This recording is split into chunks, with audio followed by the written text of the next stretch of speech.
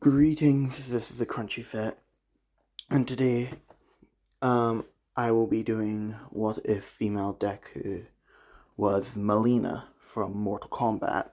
Oh, now some of you might be asking, wait, why aren't you continuing the other what ifs that you're doing? It's mainly because I don't know where I should be going with those stories at this point in time because my brain, I'm quite tired because brain stuff. And for those of you who have been around the channel for a while, will know a while ago I said that I'd be doing a what if for Mortal Kombat's anniversary. And if you're wondering, no, this wasn't the one I have planned. It's a separate one that you're gonna have to wait and see for. So with that out of the way, oh yeah, in this one, sort of like with the Muzan one I did a while ago, she will be related to Momo. So she'll be Momo's sister. Alright, so now let's start. So we'll begin with Izumi and Momo's birth. So they are both twins. Izumi is the younger twin, while Momo is the oldest. As when they're both born, and the doctors who are there are the first to lay eyes on Izumi, as they are completely freaked out by Izumi's appearance because she sort of has like the teeth out on the side of her face like mileena does. As they then take Izumi away, but by saying that is a bit of an emergency that she has to be checked up on real quick. So, but they do give Miss Yaoyorozu Momo, as they are basically getting her quirk checked up on. And I know some of you are annoyed with like the quirk doctor thing, but one of you did point out that it was a way for somewhat of YouTubers to get across the abilities of it. So from this point forward, all the quirk doctors that I do that aren't Ujiko will have a omnipresence quirk, so they know that's omniscient. Yeah, it's omniscient quirk, so they know everything. I completely forgot the difference between omniscient and omnipresent for a second there. But anyway, continuing. So the doctor comes back and gives Izumi to Miss Yaoyorozu. As the doctor who analyzed Izumi's quirk would come in and basically explain her quirk, as he would say that her quirk is called Tarkartan. As actually she has two quirks, a mutation quirk and a teleportation quirk. As they would explain that the mutation half of her quirk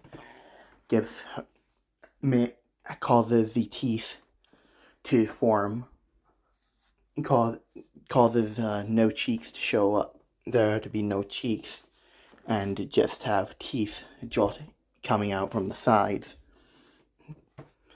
And the second quirk is a teleportation quirk where she disappears into a pinkish mist and can reappear at anywhere that's close to her target. And her quirk also works with weapons as well. As Miss Yaoyorozu is completely fine with Izumi, but Miss Yaoyorozu is disgusted by Izumi's appearance. So as soon as they get home, he immediately gets a cloth and covers Izumi's mouth up. As Miss Yaoyorozu would say, "What's he doing?" as Mr. Yaoyorozu would say, I will not be looking at that freak's mouse my entire life. As Miss Yaoyorozu would immediately hand Momo and Izumi to the maids, to where they are put in the same room. As we cut forward a couple years, to where Izumi is actually sort of like wearing a sort of like surgical mask to cover up her mouth. As they're about 4 years old right now, as Momo's quirk would have manifested in her creation quirk, where she made the Russian nesting doll that she made. And yes, this is canon. This was explained. That was the first thing Momo successfully created.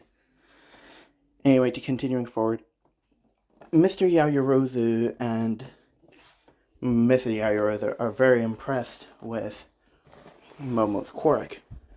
As now, unlike Maya Muzan one, she's actually going to be very nice to Momo is going to be very nice to Izumi, because she doesn't really care what she looks like. She is still her sister, so she'll still care for her. As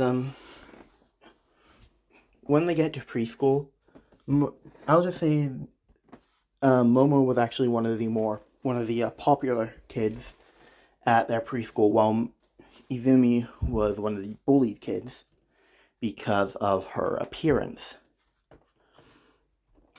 As they would basically do the normal bullying stuff, basically beat her up, call her names, all that.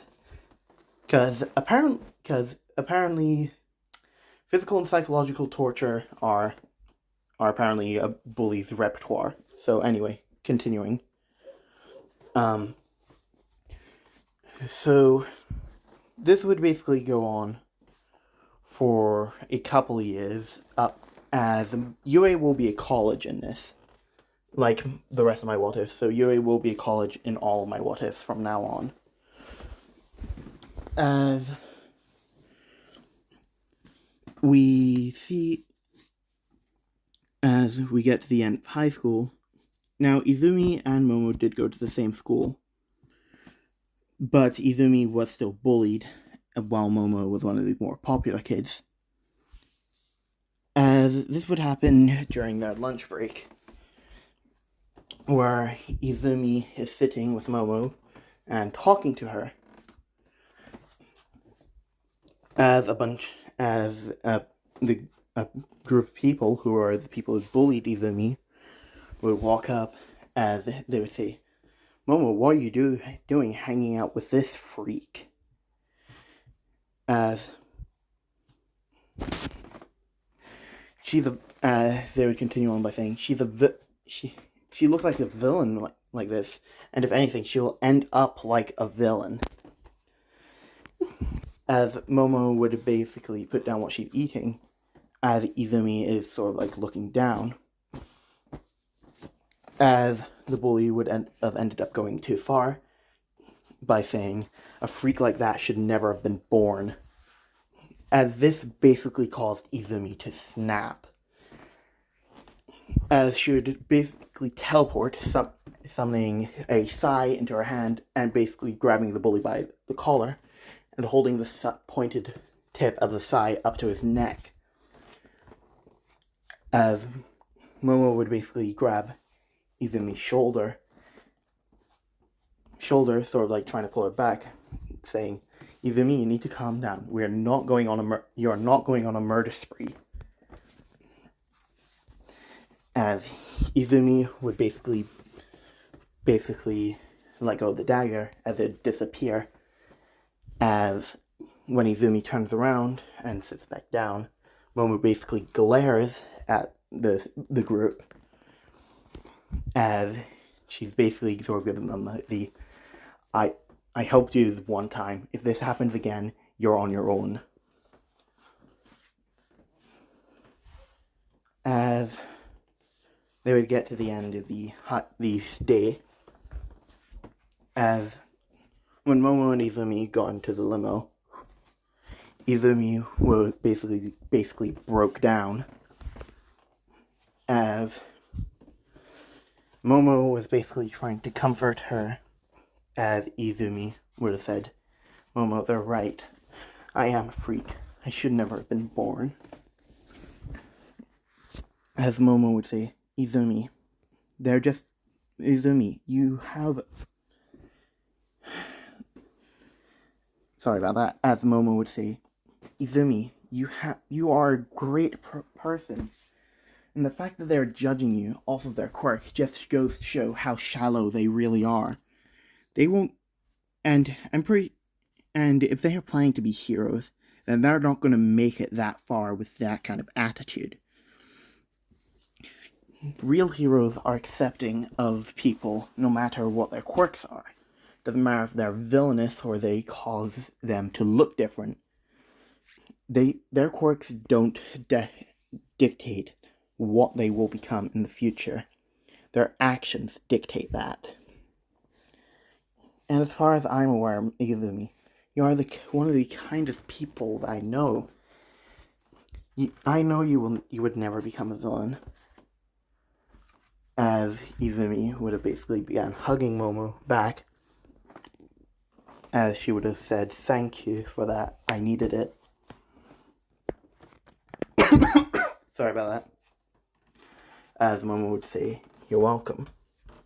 As we then cut to when they're in the house and Izumi is in her room and Momo is coming to check up on her. As Momo would see Izumi writing something down in a little notebook that she would carry. As Momo would ask Izumi what she's doing, as Izumi would say, "Oh, Momo, I'm just coming up with some designs for my hero costume. Would you like to see them?" As Momo would say, "Yeah, sure." As Izumi is basically this, as Momo would say, "Wow, that's actually quite impressive. But why does the hair look shorter than it is right now?" As Izumi would say, "Well, the thing is, I've actually been planning to cut it for a while now, because I'm sort of like giving her sort of like the same mentality a bit as Mikasa when it comes to the hair department and fighting, where she basically explains to Momo that if her hair is too long, then it's going to get in the way of her vision, so she won't be able to fight as well as she would with shorter hair." Which is actually quite sound logic, so there you go. As Momo would say, "That's actually quite a good idea. I should probably do the same." As at this point, Momo has actually never had a ponytail. As Izumi would say, actually, hold on, your hair is actually I don't really think short hair would work for you. Hold on, let me try something." As Izumi would basically help Momo, as she would have given Momo the signature ponytail that she has, as Momo quite liked it a fair bit. And from that day forward, she basically kept her hair in that ponytail whenever she was going out somewhere. As we then cut to the end of middle school, and Izumi and Momo have been training a bit with their quirks, so they do have a bit of muscle on them. Actually, they actually sort of have like similar builds to how they did in canon. So Izumi will have a Mileena's build, which was quite lean, and Momo will have her build that she had in canon. As their teacher would walk in, as they'd say, alright, I have job applications for your future careers, let's get this over with. As he would then say, I'm just kidding, I know a lot of you want to be heroes. Now, we have two people from UA who are getting in. One's from the recommendation course, and the other for the normal course. And the first person to go to UA will be Momo Yaoyorozu. As everybody is basically quite surprised that Momo would go with the go to UA, because like she does have a strong quirk, but they didn't really think that she'd want to go to UA. As the teacher would then say, and Izumi Yaoyorozu is also wishing to go to UA. As they would then turn around, everybody would turn around to Izumi except for Momo and just start laughing. As they would say, why would the UA let in a freak like you? You probably won't even get past the main gate before they kick you out. As this person would then find a sai right to his neck with Izumi right beside him. As she would then say, would you like to try that again? As the teacher would then say, Miss Yaoyorozu, you are to return to your seat right now, or you will be sent to the principal's office. As Izumi would then immediately glare at her, as she would then say, oh, so I'm being punished for defending myself. But these people have been bullying me for years, and you have done nothing about it? As she then slammed the sai into the teacher's desk, like right into the apple he had on his desk.